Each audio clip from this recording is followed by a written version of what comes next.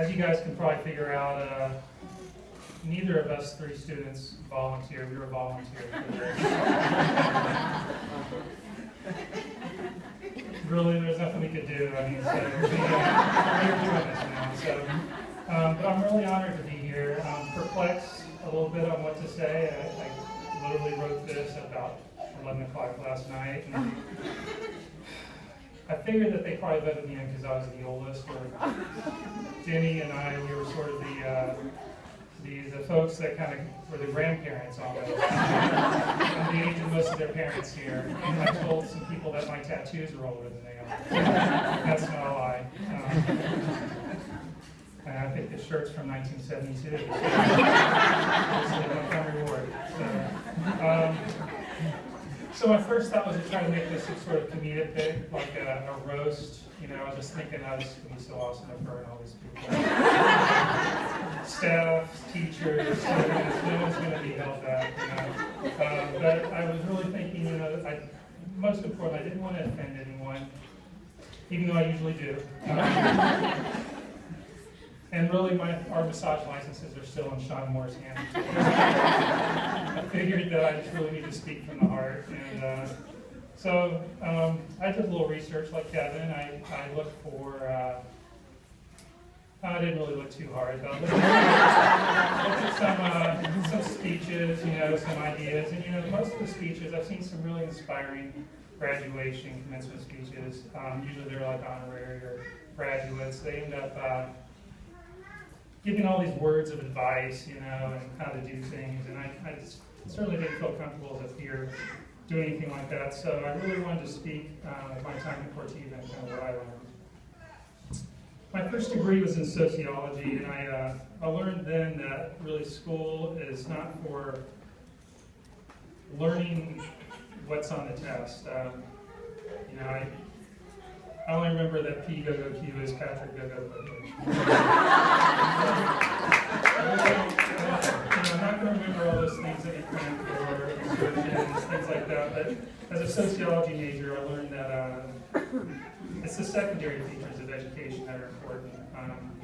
Learning how to deal with bureaucracy, jumping through hoops that you think are unfair, red tape, showing up and doing all the things you're supposed to do. And so, you know, those are the things that really stuck with me, as I said, not the things on the test. And I guess the first thing that really I can recall that really stuck with me was we all went to the Diamondbacks training facility, and it was really fantastic. It was pretty exciting. I came to Cortiva thinking sports massage. That just sounded so amazing. I've always been sort of an athlete. I call myself sort of a closet athlete because I'm really an artist, but I've just always loved playing sports and just being active. So that was kind of my intention. And then one of our peers, Travis, asked a question at the end that I thought was, even, you know, I was judgmental. I'm like, oh yeah, it's a kind of a standard question, you know. And what he asked was, you know, we all know what you do, but why do you do what you do?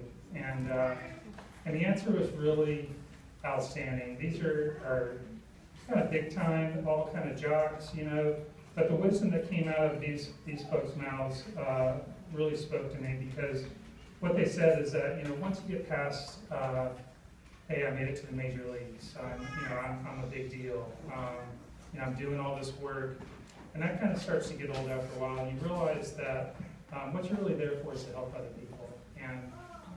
And so what I gathered myself through that was, beyond ego is intention. And your ego typically can really get in the way of all kinds of things, but your intention is really what's pure. And seeing that these high-level professionals were able to kind of call upon that in a humble manner, and there really was a truly humble, kind people that we were able to listen to. It really spoke to me, and it really kind of gave me a confirmation that I was on the right track. Another wonderful place that we were allowed to go to was a retirement facility just kind of right down the street. And I had the opportunity to kind of work on this 93 years young lady who was in a wheelchair recently, just recently down. She was so stiff. Her muscles were so hard, and I just worked her shoulders, her arms, her legs, as she was in her wheelchair. And her family came in, and it was just a really neat situation. She was so excited, and that really also spoke to me, and really what it said to me was just how important touch is, how she didn't get the kind of touch that was super important to her.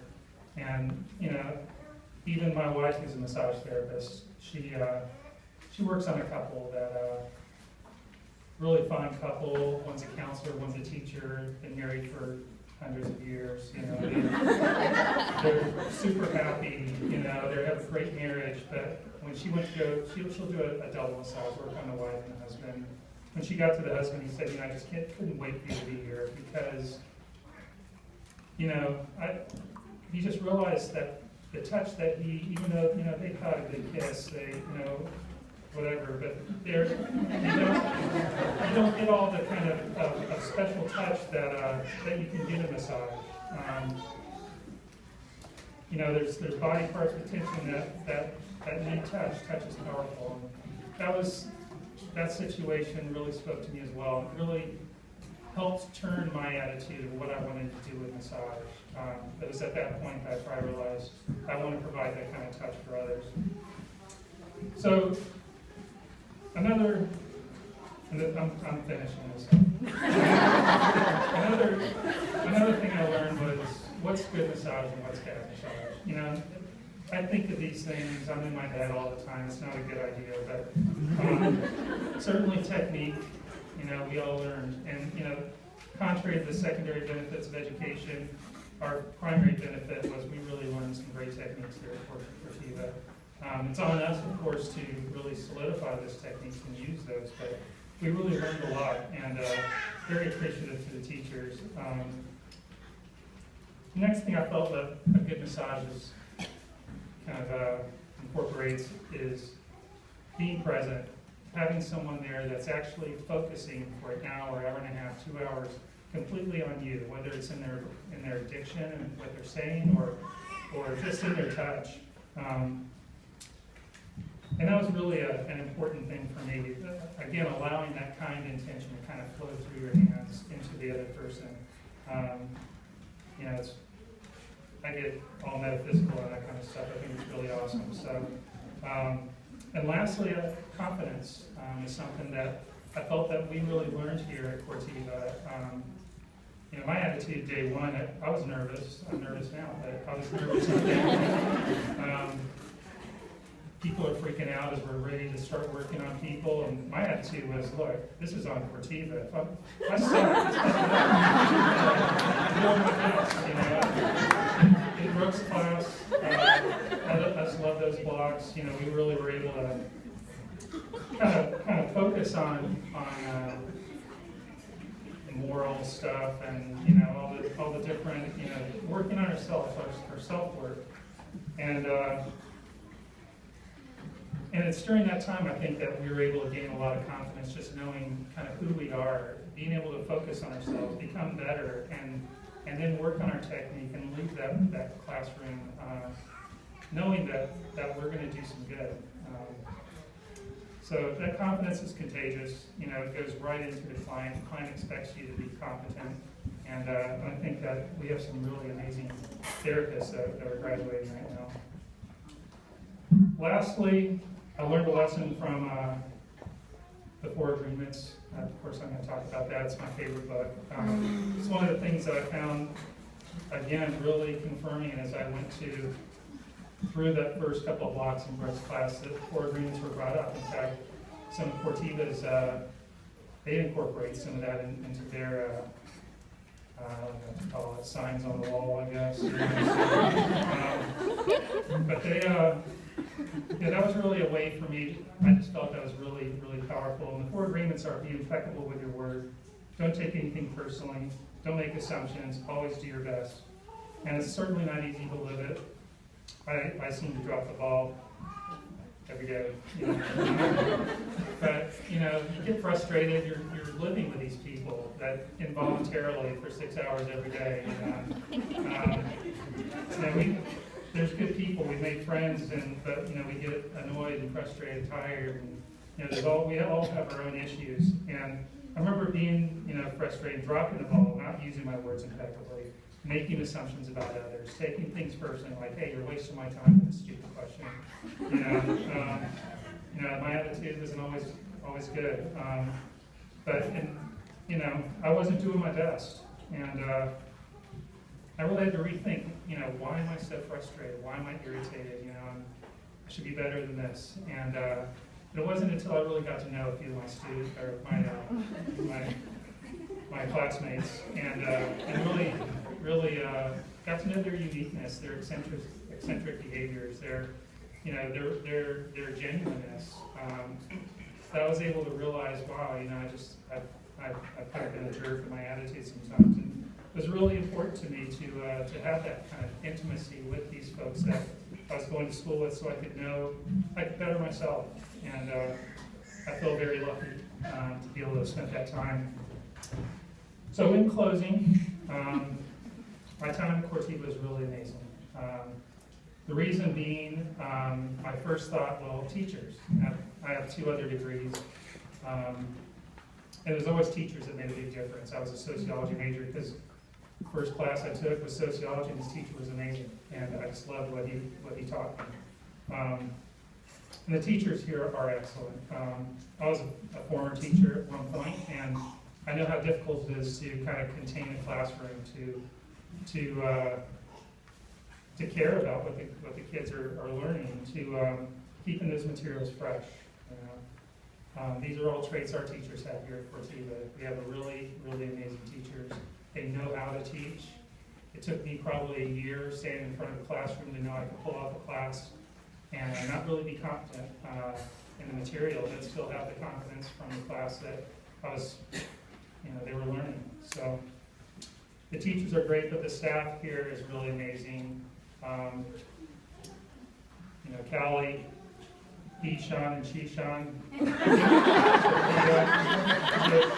the front desk crew. The thing I found so special about them is that they kept it real. They're always super, super happy. They were encouraging. They really cared about our progress and what we were doing. But then again, chatting with a peer, as I was kind of mentioning, like, what am I going to talk about here? I just didn't want to do this. He said something that was really special, and really, his first thought was it's the relationships with peers that was the most special thing at Cortiva. And as we chatted, I realized that that's really the core. We were all big one family, one big wheel, spokes in that wheel, and I think there's not one of us that didn't make some really solid friends here. I want to thank all of our teachers, our staff, and my classmates. I want to say good luck to you all. I know if we implement the training we received in the technique and the self-awareness and the secondary features of education, we're going to be very successful. Our graduation from Cortiva is something to celebrate. We learned life lessons. We have a license to do this healing work now.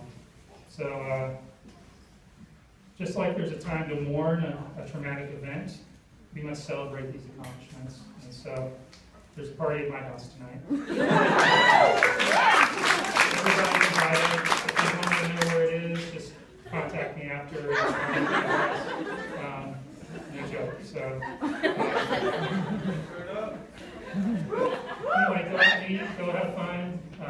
Feel free to stop over afterwards or come straight over after this is over.